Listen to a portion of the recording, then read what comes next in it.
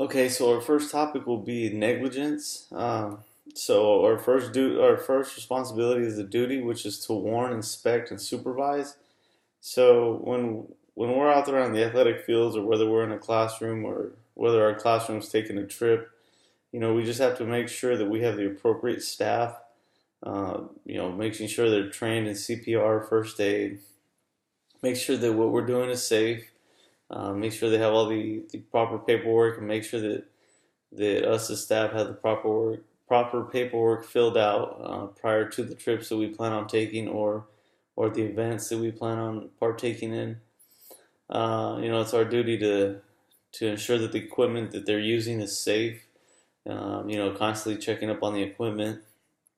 Uh, Breach of duty obviously is it's important to let the students let the students, whether in the classroom or whether on the field, let them know the risks involved in the sport itself. Whether it's at the beginning of the season, mid-season.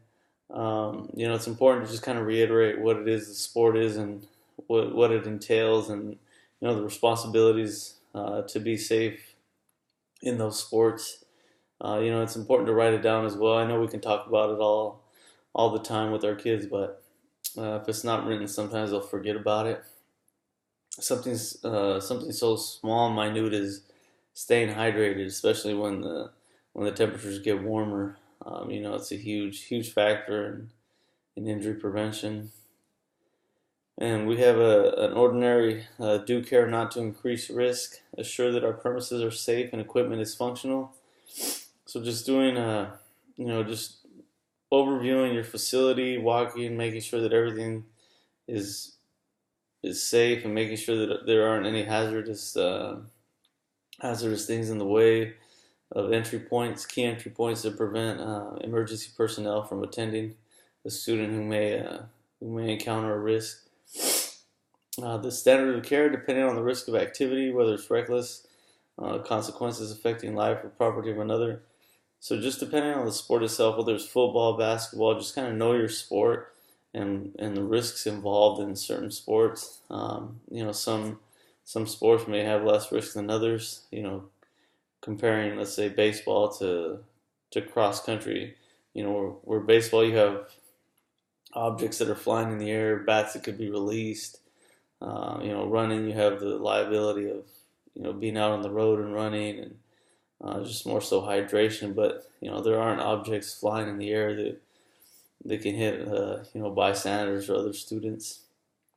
And then another thing to consider is the damage or injury, the economic loss, physical pain, emotional distress.